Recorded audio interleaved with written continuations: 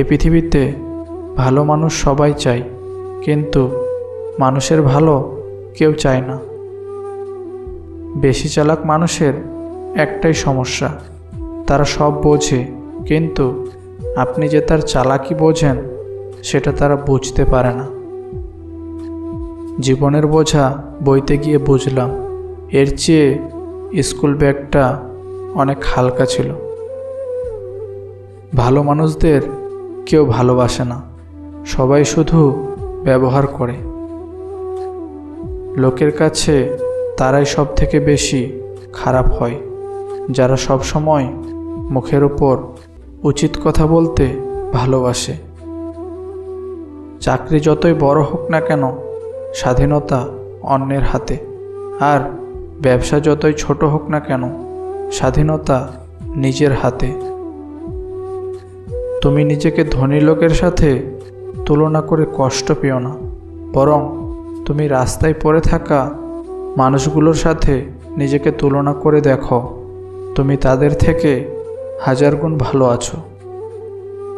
তার জন্য জীবনকে বিলিয়ে দিও না যার কাছে তোমার কোনো মূল্য নেই। এ পৃথিবীতে ফ্রিতে কোনো কিছুই পাওয়া যায় না, শুধুমাত্র মায়ের ভালোবাসা ছাড়া। পৃথিবীতে বেঈমানদের পরীক্ষা করার জন্য যদি কোনো উপায় থাকতো, তাহলে কাছের মানুষগুলো সবার আগে শনাক্ত হতো। পৃথিবী অনেক সুন্দর যদি সুন্দর চোখ দিয়ে দেখা হয়, ঠিক তেমনই জীবনও অনেক সহজ যদি সহজভাবে গ্রহণ করা হয়। একজন নারী ধ্বংস হয় 3টি কারণে। 1, যে নারী তার স্বামীর মুখে মুখে তর্ক করে। 2, যে নারী তার স্বামীর সাথে সবসময় জেদ করে, তার স্বামীর উপর রাগ করে, স্বামীকে রাগ দেখিয়ে কথা বলে।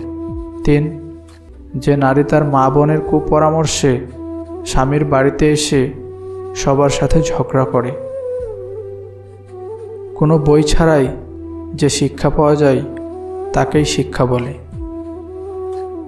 নীরব কষ্টগুলো মৃত্যুর থেকেও ভয়ঙ্কর, যা বোঝার ক্ষমতা সবার থাকে না।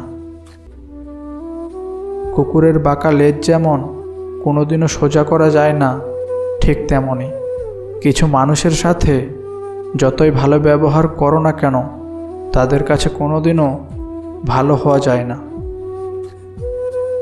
যে দেশে জুতা বিক্রি হয় এসি রুমে আর বই বিক্রি হয় রাস্তার ফুটপাতে, সে দেশে দুর্নীতিবাজরা থাকবে 5 তলায় আর জ্ঞানীজন থাকবে গাছতলায়। এরকমভাবেই পৃথিবী চলছে। ভালোবাসা হলো একটি বই, আর ভুল বোঝাবুঝি হলো একটি পৃষ্ঠা। যদি কাউকে সত্যিই ভালোবাসো, তাহলে একটা পৃষ্ঠার জন্য পুরো বইটিকে ফেলে দিও না। সত্য হলো সেই সার্জারি যা ক্ষণিকের ব্যথার রোগ সারানো যায়, আর মিথ্যা হলো সেই ব্যথানাশক, তাৎক্ষণিক আরাম দিলেও ভবিষ্যতের জন্য ক্ষতিকর। আমি অন্যদের মতো বানিয়ে মিথ্যা বলতে পারি না, তাই হয়তো আমি কারো মনের মতো নই।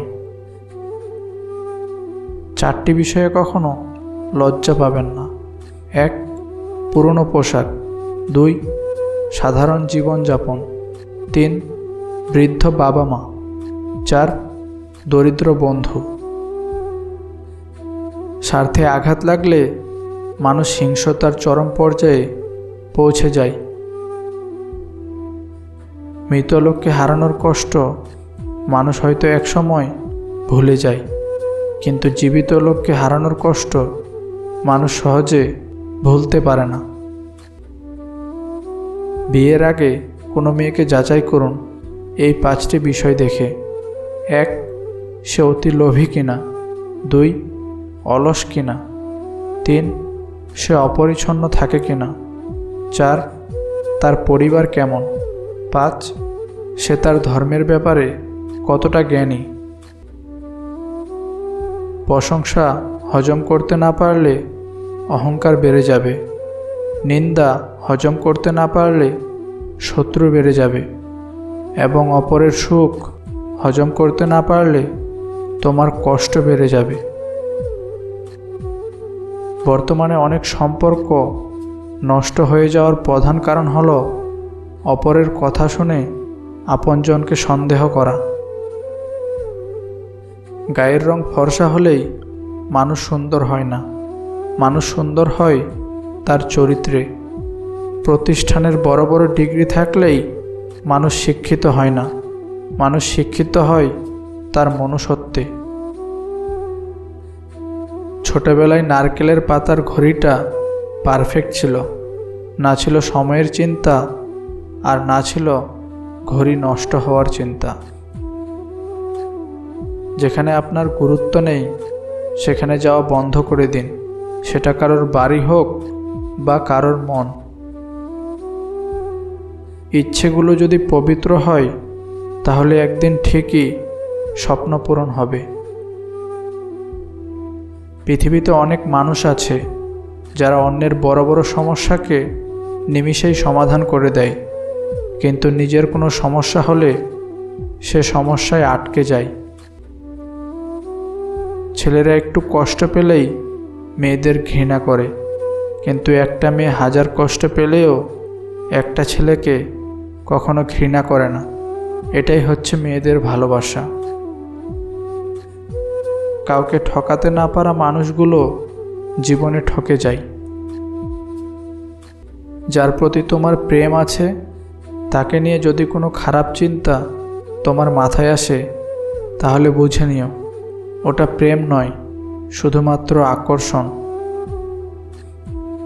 ভালোবাসার মানুষকে আটকে রাখতে নয়, আগলে রাখতে শিখুন।